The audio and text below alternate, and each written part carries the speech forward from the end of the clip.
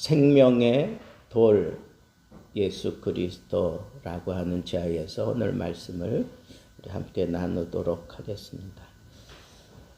오늘 말씀의 핵심 요지는 성경 말씀을 예수님께서 이렇게 빌어서 그렇게 표현을 했어요.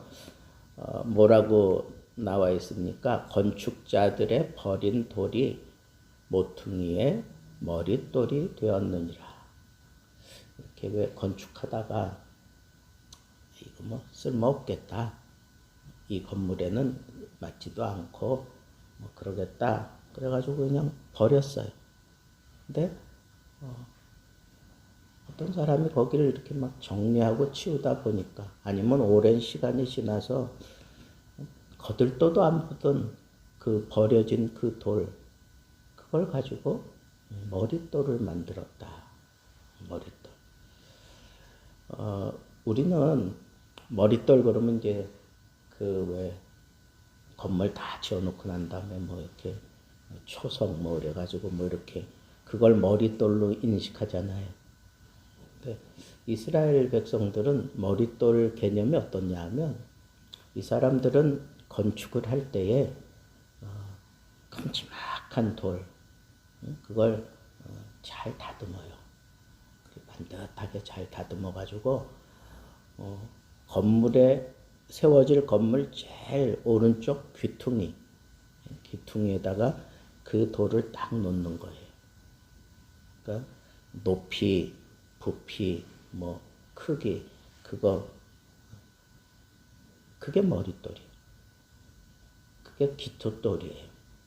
그러니까 그걸 토대로 해서 사이즈를 똑같게 만들거나 아니면 대충 그렇게 만들어서 위로도 놓고 옆으로도 놓고 그렇게 쭉 쌓아가면서 건물을 짓는 거예요.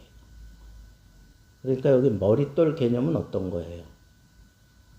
그러니까 모든 이 건물의 가장 기초가 되는, 그래서 그 돌, 그 머릿돌과 똑같은 그런 돌을 잘 뽑아낼수록 집이 반듯하게 세워지는 거죠. 그죠? 그러니까 그게 기본이에요. 그래서 그 위로, 옆으로, 입체적으로 쌓아가는 모든 것이 다 그 머릿돌하고 같으면 좋은 거예요. 같아야 좋은 거예요. 그런 의미로 머릿돌이에요. 자, 그리고 난 다음에 그래서 모퉁이의 머릿돌이라고 하는 표현은 바로 그런 표현이에요. 우리나라의 무슨 머릿돌은 모퉁이에다가 이렇게 머릿돌 이렇게 하지 않잖아요. 건물에다 딱 붙여버리고 말지. 근데 모퉁이의 머릿돌은 바로 그런 의미입니다. 그래서 모든 성도의 본이 되시는 그리스도, 그리고 그 본이 되시는 그 모퉁이돌 예수 그리스도를 그대로 본받고 따라가야 되는 성도들의 입장을 설명할 때 바로 이 모퉁이돌의 얘기를 해요. 근데 이 모퉁이돌이 소중한 걸 모르고 사람들이 다 갖다 내다 버린 거예요. 내다 버린 거예요. 근데 하나님께서는 그걸 사람들이 내다 버린 그 돌을 가지고 모퉁이돌로 삼아서 그래서 새로운 하나님이 원하시는 그런 건물을 건축하게 하신다 하는 그런 의미로 이게 쓰여진 거예요. 자, 그러면 버려지는 거, 그리고 하나님은 인간들이 버렸을지라도 그걸 또 하나님은 다시 재생해서라도 쓰시는, 소중하게 쓰시는 그런 하나님의 모습을 오늘 본문 속에서 우리가 짐작할 수 있어요. 그죠? 짐작할 수가 있습니다. 자, 그런데 오늘 말씀에 예수님이 이거 비유를 들었어요. 근데 이 비유를 가만히 보면 이게 예수 그리스도 본인에 대한 그런 비유를 예수님이 들었구나 하는 것을 볼 수 있어요. 자, 주인이 이 종들에게 모든 걸 맡기고 먼 타국에 갔어요. 그래서 거기서 오래도록 거기 있다가 때가 됐다라고 하는 것은 그러니까 돌아올 때가 된 거죠. 돌아올 때가 되어서 그 다음에 그 종들에게 세로 줬다는 거야. 빌려줬다는 거예요. 건물을 이렇게 세로 준 거예요. 그러니까 그 세로 받은 것은 우리가 어떤 뭐 전셋집에 들어가면 거기서 우리가 우리들 마음대로 그거 쓰는 거잖아요. 그러니까 쓰는 것처럼 마찬가지예요. 무슨 농작물을 새로 주든지 뭐 그렇게 해놓고 떠난 거야. 그러니까 그 농작물 안에 있는 모든 것들을 자기가 마음껏 쓸 수 있도록 그렇게 맡겨놓고 떠난 거죠. 그래서 돌아왔을 때는 이제 그 세를 받아야 되잖아. 빌려줬으니까. 빌려준 값으로 그걸 받겠다고 때가 돼서 중간에 또 뭐 어떤 돈을 받기 위해서 보낼 수도 있잖아요. 그죠? 보낸 거예요. 때가 돼서. 그 뭐 주인으로서는 마땅히 세를 받기 위해서 사람들을 보냈는데 그 보낸 종을 어떻게 했다 그랬어요? 심히 두들겨 패고 내어 쫓은 거예요. 세도 안 주고, 그러니까 세금도 안 주고 그냥 내쫓은 거예요. 능욕하면서. 두 번째 보냈더니 더 심각하게 두들겨 패네요. 세 번째 보냈더니 이건 뭐 욕지거리에 뭐 할 소리 안 할 소리 다 하면서 막 으름장을 놓으면서 막 난도질 하듯이 막 그냥 점점 이 종들이 세를 받아가지고 있는 그 종들이 점점 포악해지는 거예요. 여러분 뭐든지 이렇게 처음이 어렵지 한 번 하고 나면 두 번째, 세 번째 하는 건 그건 뭐 그냥 능숙하게 해요. 악한 일은 더 쉽게. 지금 인간들이 그러고 있는 거예요. 그러니까 주인이 생각할 때, 야, 내가 종들을 보내서 돈을 받으려고 해서 얘네들이 좀 우습게 보나? 그래? 그러면 내가 아들을 보내야지. 근데 어떤 아들이라 그랬어요? 사랑하는 아들을 보내겠다 그랬어요. 근데 그 사랑하는 이라고 하는 그 단어 속에는 하나밖에 없는 아들이란 뜻이에요. 왜 아들을 내가 보내겠다. 그러면 저들이 존대해 줄 거다. 웬걸? 성 밖으로 그냥 쫓아내고 거기서 어떻게 했다 그랬어요? 죽여버린 거예요. 심부름 온 종들은 뭐 어떤 그런 뭐 소유권이나 뭐 이런 거 없잖아요. 근데 아들이 왔으니까 이 아들만 죽이면 진짜 이거 다 내 거 되는구나 라고 생각하고 죽여버린 거예요. 그러니까 이 사람들이 악을 저지르게 된 그 밑바탕에는 뭐가 있는 거예요? 내가 새로 받은 이것을 내 것으로 만들겠다 하는 그 욕심이 있었던 거예요. 그게 이제 아들을 보내고 나니까 그게 이제 여실히 팍 드러난 거죠. 여러분 저는 이 말씀을 이렇게 쭉 보면서 이건 말도 안 되는 짓이지. 근데 또 거꾸로 한번 생각해 봤어요. 사람은 내가 이렇게 뭐 새 들어 살든 뭐 남의 걸 맡아가지고 뭐 내가 뭘 할 때 이건 내 거 아니지. 이런 의식 안 가져요, 별로. 그리고 1년, 2년 지나고 나면 그냥 거기에 익숙해지고 나면 그냥 내 거야. 내 거. 누가 뭐 와서 뭐 주인이 와가지고 뭐 이렇게 셈하고 이거 내고 뭐 따지기 전까지는 그냥 내 거야. 그리고 다른 사람들에게 마치 내가 이 목장의 주인인 것처럼 그렇게 거들먹거리며 살아요. 그러다 보면 사람이 착각을 하는 것 같아요. 정말 주인이 나인 것 같아.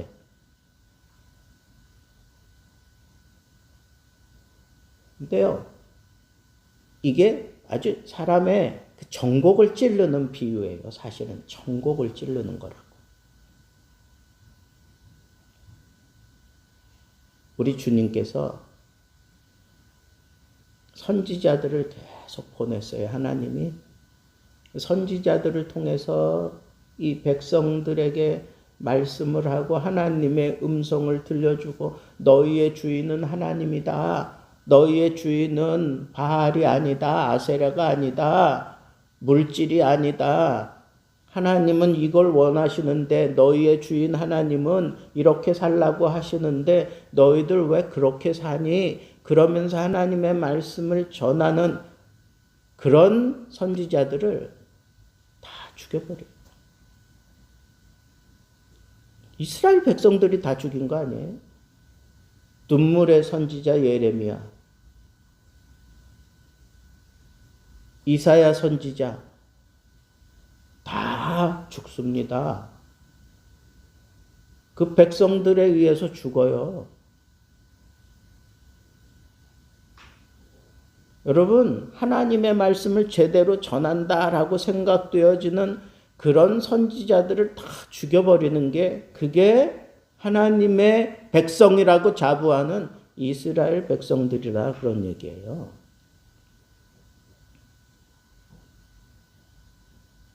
여러분, 이 선지자들을 죽이면서 점점 자기들의 입지가 좁아지는 걸 느끼는 거예요.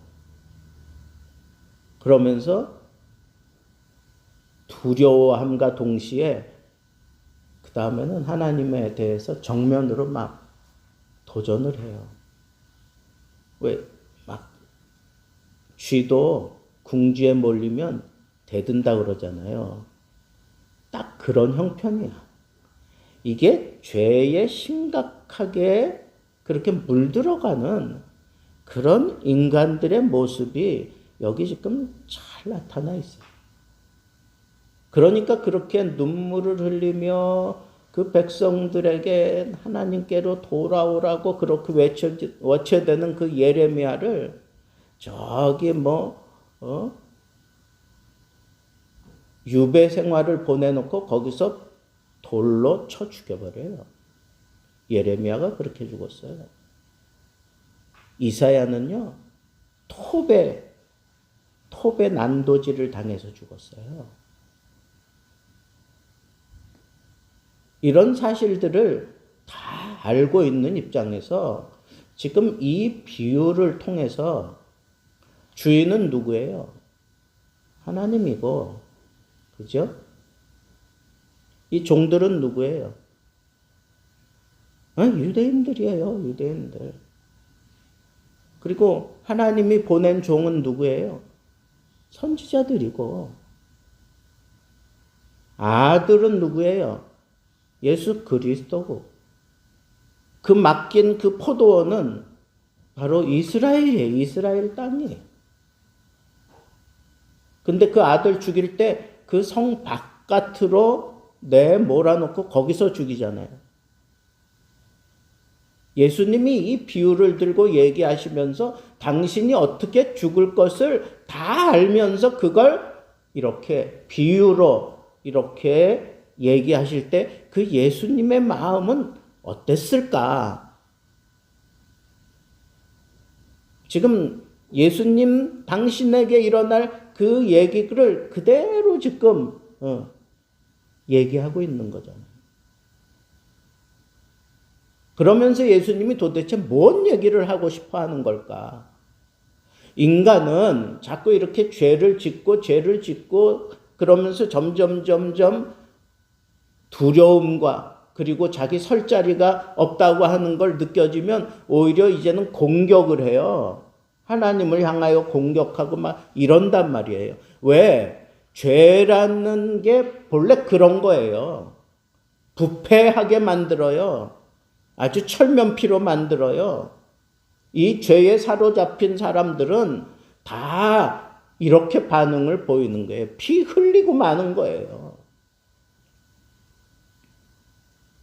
이걸 신학적으로는요, 전적 부패라 그래.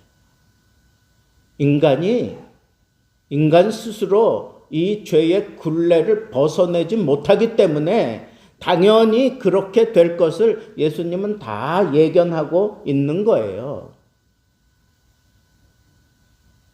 그러면서 지금 우리 주님이 하시고 싶은 얘기가 뭐냐 이거예요. 왜 하나님이 왜 계속해서 이 주인이 계속해서 종들을 거듭거듭 보낼까요?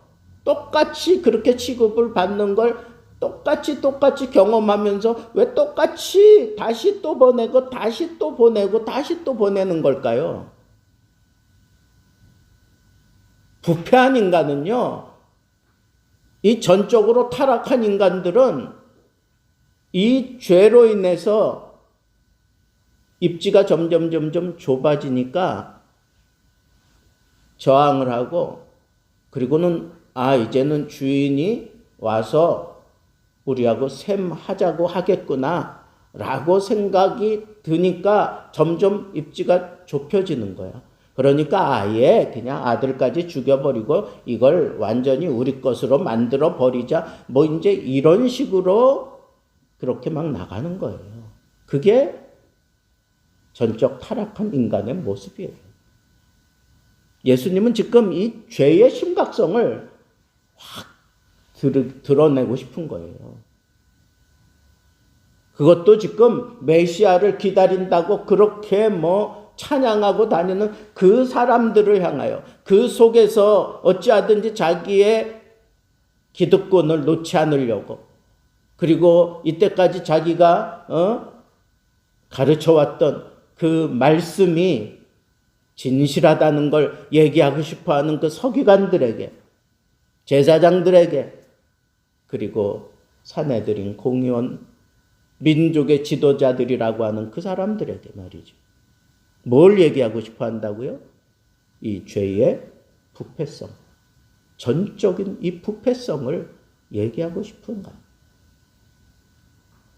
그러면서도 내가 너희들을 다 안다 하는 차원이에요. 이 메시지의 본래의 의미는 뭐냐 하면, 하나님이 너희들이 아무리 그렇게 나를 저항하고 나에게 반역을 하고 그래도 내가 이렇게 계속 보내는 것은 내게로 돌아오라고 아들까지 보내서 내게로 돌아와서 종의 그 자리를 지켜달라고. 하나님의 마음은 그건데 죄에 물들어 있는 인간들은 그 마음을 헤아리지 못하는 거예요. 그리고 죄에 사로잡힌 모습으로 하나님을 대항하고 더 악한 그런 악행을 저지르고 피 흘리고야만은, 이걸 지금 대조하는 거예요. 그럼에도 불구하고 하나님은 여전히 사랑하고 계시면서 어떻게 해서든지 그 잘못된 이스라엘 백성들을 돌이키고 싶어하는 그 모습을 우리 주님은 이 비유를 통해서 얘기하고 싶어하는 거예요. 하나님의 마음은 그건데 그 마음을 헤아리지 못하는 거예요. 왜? 죄 때문에, 죄에 사로잡혀 있기 때문에 그걸 못 보는 거예요. 너희들이 이 아들 다 갖다 버렸어? 거기서 죽였어? 아무짝에도 이제는 쓸모없는 것 같아? 근데 하나님은 살려내서라도 하나님이 원하시는 거룩한 성전을 짓고야 마시잖아요. 오늘 표현 보면 참 재밌는 표현이 나와요. 돌 위에 떨어지는 자는 정치적으로 메시아를 추구하는 사람들이에요. 그러니까 정치적으로 메시아를 추구한다 이 얘기는 뭐냐 하면 예수님의 그 영적인 그런 사역과는 상관이 없어. 그냥 오셔서 이 나라를 로마의 속박에서 구원해 주는 메시아로만 그렇게 생각을 했던 거예요. 그런데 예수님이 이 대속의 사역을 위한 구세주였다라고 하는 그런 말씀을 얘기하고 그렇게 주장을 하니까 실망한 거예요. 실망하고 등을 돌리는 거예요. 그래서 실족하는 거예요. 그런 사람들을 얘기해요. 또 돌에 의해 맞아 죽을 자들이 있어요. 이건 적극적으로 예수님을 대적하는 자들이에요. 아니 싫어서 등 돌리고 떠나는 이런 사람도 있는가 하면 적극적으로 예수님을 대적하는 그런 사람들도 있어요. 결국은 하나님께서 이 돌 위에 떨어지고 돌에 의해 맞아 죽을 그런 죄인들을 심판하기 위해서 우리 주님이 다시 오신다라고 하는 것을 분명하게 얘기하고 싶어 하는 게 오늘 본문 말씀 속에 다 담겨져 있어요. 때가 되면 이 때는 하나님의 때예요. 심판하러 오시는 때라고요. 인간들이 악행을 저지르면서 그걸로 그냥 대충 얼버무리고 지나갈 것, 우리 하나님은 그러지 않아요. 지나갈 것 같지만 아니에요. 사랑의 하나님이지만 또 한편으로는 분명히 심판하시는 하나님이 분명해요. 사랑도 있지만 공의가 있기 때문에 우리는 심판하시는 그 주님이 다시 오신다라고 하는 이 사실을 우리가 생각하면서 예수 그리스도를 바로 알아야 돼요. 예수 그리스도는 정치적인 그런 메시아로 오시는 분이 아니에요. 우리 인간의 이 죄의 문제를 해결하시기 위해서 오신 거예요. 그리고 우리 주님이 재차 다시 오실 때에는, 재림하실 때에는 그때는 심판의 주로 오시는 겁니다. 그래서 오늘 말씀을 통해서 우리 몇 가지 교훈.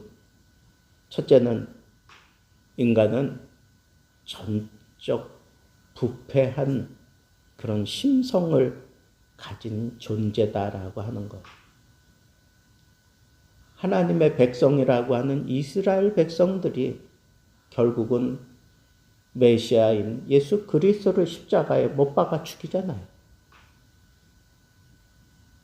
여러분, 인간은 이 죄에 전적으로 부패해버린 그 전적인 부패 속에 잠겨져 있는 이 인간을 구속하시기 위해서 하나님은 외아들, 사랑하는 아들을 보내셨고 그 아들 예수 그리스도는 십자가에 못 박아 죽이긴 데까지 하나님의 뜻에 순종하고 죽기까지 복종하셨어요.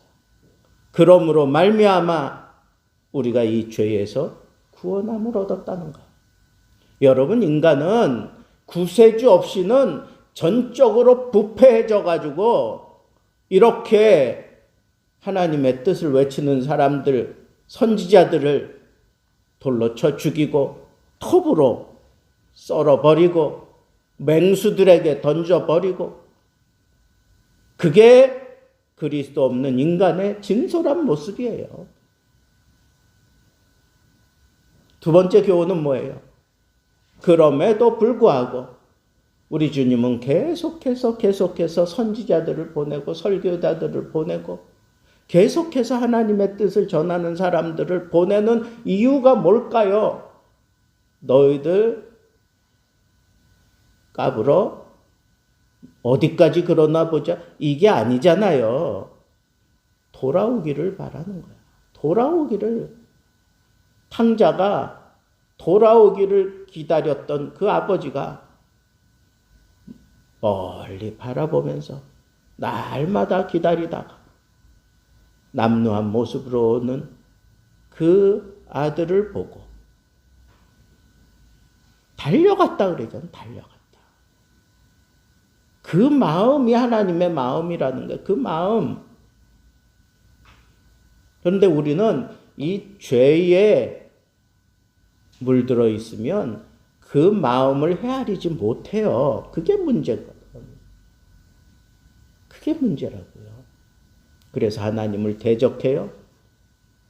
그리고 세상으로 나가서 그렇단 말이지? 그러면서 막 그냥 등 돌리고 세상으로 가서 거기서 못된 짓 하며 사는 게 그게 인간이에요.